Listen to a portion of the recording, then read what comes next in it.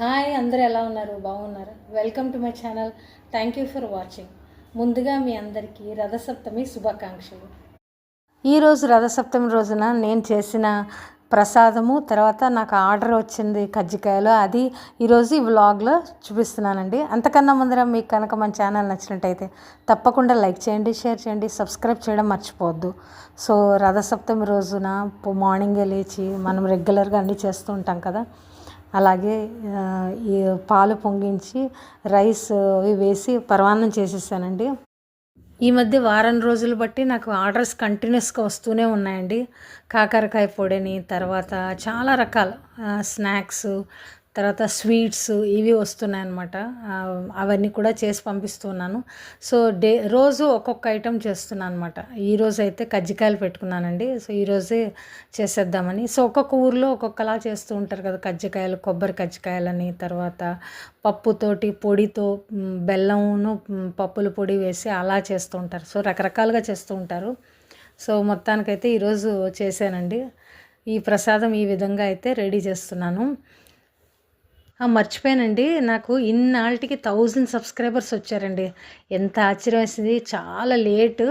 అబ్బా, అందరూ అన్నీ చూస్తూ ఉంటారు, అన్నీ సబ్స్క్రైబ్ చేసుకుంటారు, నాకెందుకు రావట్లేదా అనుకున్నాను. బట్ ఇన్నాళ్ళకి టైం పట్టిన 1000 సబ్స్క్రైబర్స్ వచ్చారు. నాకైతే చాలా చాలా హ్యాపీ అనిపించింది, చాలా సంతోషం వేసింది. యాక్చువల్లీ ఇలా వస్తూ ఉంటేనే మనకు కూడా ఇంకా ఇంకా చేయాలి ఇంకా అని అనిపిస్తూ ఉంటుంది కదా. సో నాకైతే చాలా చాలా సంతోషం వేసిందండి. ఇన్నాళ్ళకి అమ్మ 1000 సబ్స్క్రైబర్స్.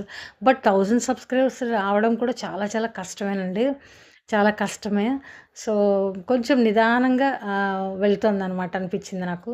సో ఇంతకీ ప్రసాదం అయితే ఈ విధంగా రెడీ చేస్తానండి. తర్వాత పూజ, నైవేద్యం అవన్నీ పెట్టేశాను.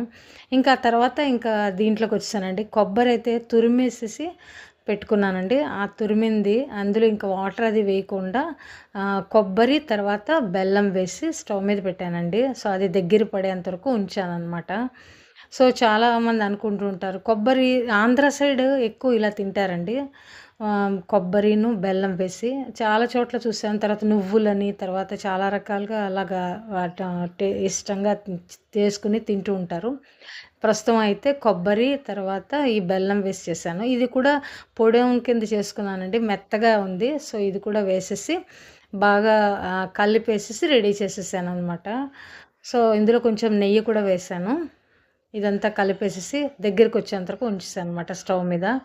సో ఒకసారి మనము ముందరే ఆ పిండి అది కలిపి పెట్టుకున్నాం అనుకోండి, అప్పుడు మనకి ఈజీ అవుతుంది. అది కొన్ని గంటలు కొంచెం ఎక్కువసేపు నానితే కూడా చాలా బాగా వస్తాయండి, చాలా క్రిస్పీగా వస్తాయి. చూసారు కదా, రెడీ అయిపోతుంది, రెడీ అయిపోయింది, చాలా బాగా వచ్చిందండి చక్కగాను. సో మనకి కావాల్సిన వాళ్ళు మిక్చర్ ఆర్డర్ ఇస్తూ ఉంటారు, చాలా రకాలుగా ఇస్తూ ఉంటారు.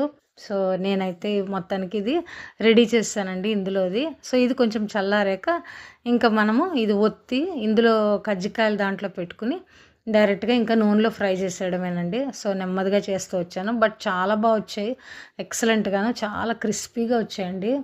సో దాంట్లో వేసుకుంటూ కొంచెం కొంచెంగా ఈ పెట్టి ఇందులో వేసేసి ఇలా ఈ విధంగా అయితే రెడీ చేస్తాను అనమాట. సో సూపర్ అంటే సూపర్ టేస్టీ. ఆంధ్ర వాళ్ళు ఎక్కువగా ఇష్టపడే కొబ్బరి బెల్లం కజ్జికాయలండి. సో ఇలా చేసేసాను. మనం బ్రేక్ఫాస్ట్లోకి కానీ లంచ్లోకి కానీ చాలా రకాల పొడులు వేసుకుంటూ ఉండాల్సిందే కదండి. సో అలాగ మా దగ్గర చాలా రకాల పొడులు కూడా అవైలబుల్గా ఉంటాయి. సో ఇంతకీ టేస్టీ అండ్ చాలా క్రిస్పీగా కజ్జికాయలు రెడీ అయిపోయాయండి.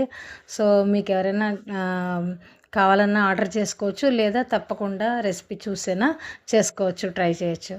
ఇదండి వాళ్ళ వీడియో. మీ అందరికీ నచ్చింది అనుకుంటున్నాను. మళ్ళీ వచ్చే వారం మంచి టాపిక్తో వస్తానండి. Thank you for watching.